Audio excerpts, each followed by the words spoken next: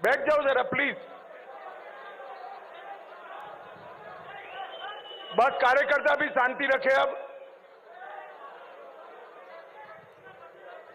Doctor के लक्ष्मण जी, श्री इटेला राजेंद्र जी, Shri Prabhakar ji, doctor कसम वेंकटेश्वरलू जी, श्री चंद्रशेखर जी, महेश्वर रेड्डी जी, श्री बीबी पाटिल जी, श्री प्रकाश बाबू जी, श्री भरत रेड्डी जी, दिल्ली से इस सम्मेलन के लिए वो आए हुए श्रीमान अमित मालवीय जी, और आज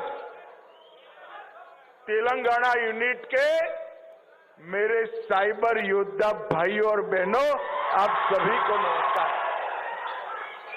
मित्रों, आज मैं जब यहां आया हूं तब भाग्यलक्ष्मी मां को प्रणाम कर कर मेरी बात की शुरुआत करना चाहता हूं।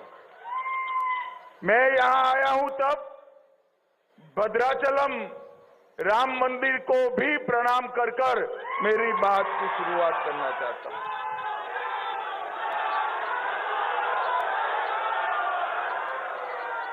मित्रों, आप सभी लोग, भैया प्लीज बैठ जाइए। आप सुनते नहीं है क्या? पीछे बैठ जाओ जरा, सेटल कर कर बैठ जाओ। बहन जी बैठ जाइए आप प्लीज।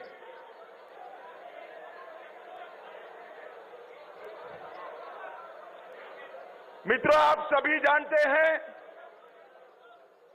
अब कार्यकर्ता भी शांति रखे। मैं बिठा रहा हूं ना, आप मत बोलिए, कोई नहीं बोलेगा। भाई कार्यकर्ता ना बोले, बैठ जाएंगे वो फोटो लेकर, क्यों चिंता कर रहे हो? मित्रों, आप सभी जानते हैं कि आने वाले कुछ ही दिन में लोकसभा चुनाव की घोषणा होने वाली है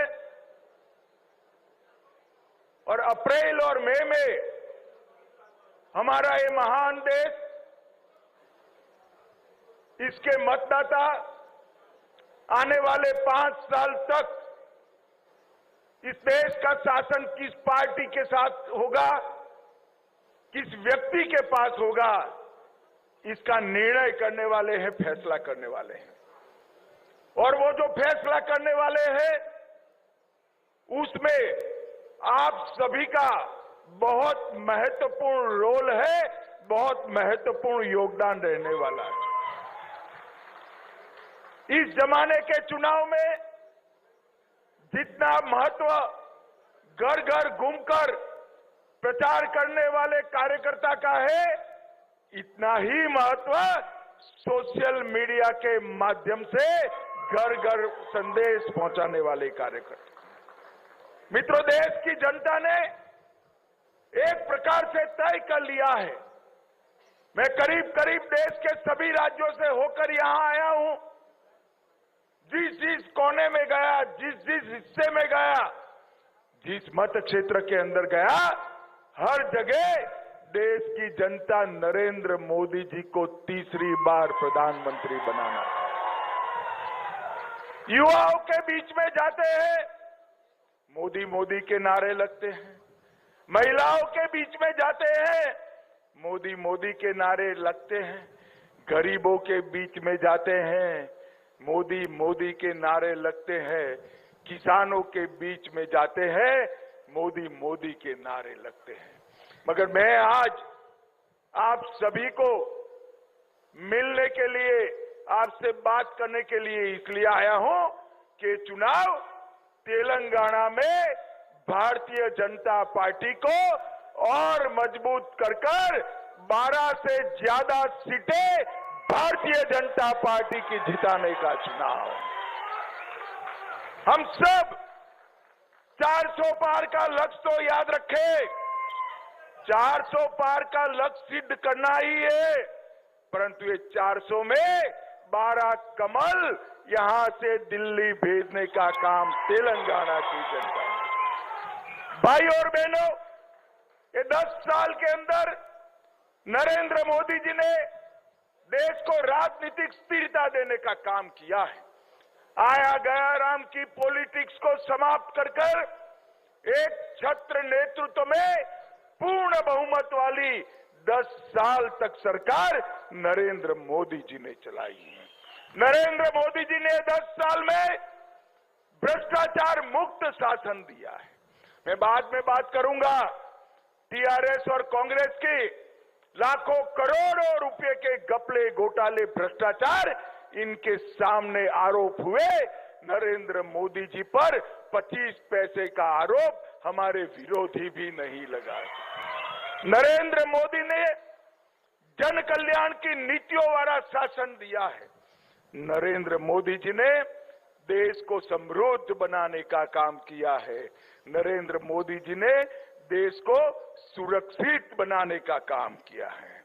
हम जब शासन में आए 11वें नंबर की अर्थव्यवस्था थे, आज फिर से चुनाव में जा रहे हैं 11वें नंबर से 5वें नंबर की अर्थव्यवस्था भारत बन गया है मित्रों। और मैं आपको मोदी गारंटी बताने आया हूं।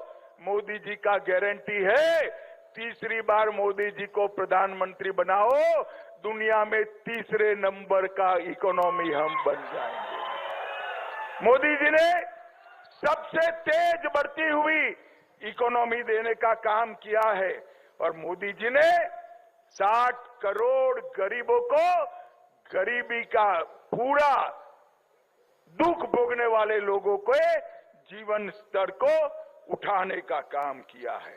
आज भारत स्मार्ट डेटा कंजम्पशन में दुनिया में नंबर 1 है, फिनटेक में नंबर 1 है, मोबाइल मैन्युफैक्चरिंग में नंबर 2 है, तीसरा बड़ा एविएशन मार्केट है, तीसरा बड़ा ऑटो मार्केट है और चंद्रमा के दक्षिण ध्रुव पर पहुंचने वाला भारत पहला देश है।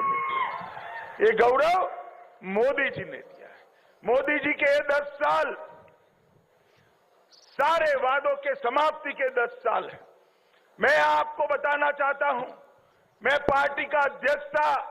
2019 में हम मैनिफेस्टो रिलीज कर रहे थे, संकल्प पत्र घोषित कर रहे थे। उस वक्त पत्रकार पूछते थे पहला पेज तो ऐसा है जो कभी भी पूरा नहीं होगा। मैं भी निरुत्तर था। पहले पेज में क्या था? क्या था हमारे संकल्प पत्र के पहले पेज में? पहले पेज में था अयोध्या में भव्य राम मंदिर हम बनाएंगे। 500 साल से पूरे देश के सभी श्रद्धालु चाहते थे कि अयोध्या में भव्य राम मंदिर हो और राम लल्ला सम्मान के साथ अपने मंदिर के अंदर विराजमान हो। एक कांग्रेस पार्टी 70 साल तक राम मंदिर के मुद्दे को अटकाती रही, भटकाती रही, लटकाती रही। अरे आपने तो बनाया नहीं मंदिर, मोदी जी ने बनाया, प्राण प्रतिष्ठा थी, आपको निमंत्रण दिया, आप उपस्थित भी नहीं रहे। वोट बैंक की लालच से आपने राम जन्मभूमि के प्राण प्रतिष्ठा का बहिष्कार किया। मित्रों, दूसरा वादा क्या था? कश्मीर से हम धारा 370 को समाप्त कर देंगे। आज मैं कहना चाहता हूं, 70 साल से कांग्रेस पार्टी धारा 370 को लेकर चलती थी। नरेंद्र मोदी जी ने 5 अगस्त 2019 को धारा 370 को एक झटके में समाप्त कर दिया। युवा मित्रों, मुझे बताओ, ये कश्मीर जो है हमारा है या नहीं है? अरे जोर से बोलो, है या नहीं है? धारा 370 हटनी चाहिए थी या नहीं हटनी चाहिए थी? एक कांग्रेस पार्टी तुष्टीकरण की राजनीति के कारण धारा 370 हटाती नहीं थी। मोदी जी ने एक झटके में धारा 370 को समाप्त कर दिया। हमने तीसरा वादा किया था, ट्रिपल तलाक को हम समाप्त कर देंगे। किसी की हिम्मत नहीं थी। लाखों